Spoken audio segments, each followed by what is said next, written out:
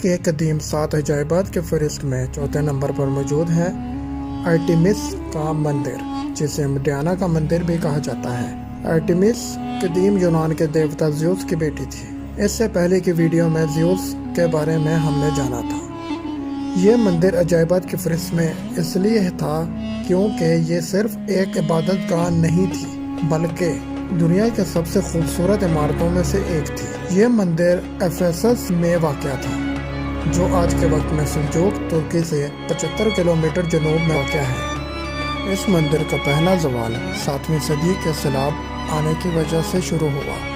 یہ عظیم مندر تقریباً 550 قبل مسیح میں لیڈیا کے بادشاہ کروسیس نے تعمیر کروایا تھا، اور 556 قبل مسیح میں ہیروسٹس نامی ایک دیوانے کے ہاتھوں جلنے کے بعد دوبارہ تعمیر کیا گیا۔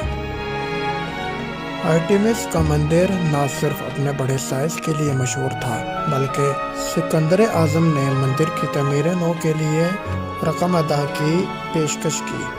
افروسیس نے تدبر کے ساتھ انکار کر دیا، یہ کہتے ہوئے کہ ایک خدا کے لیے یہ مناسب نہیں کہ وہ دوسرے خدا کا مندر بنوائے۔ کام 323 قبل مسیح میں شروع ہوا اور کئی سالوں تک جاری رہا۔ تیسری بار یہ مندر پہلے سے بڑا تیار ہوا، 137 میٹر لمبا، 70 میٹر چوڑا اور 18 میٹر اونچا تھا۔ اس مرتبہ یہ مندر 600 سالوں تک وقت کی مار جھیلتا رہا۔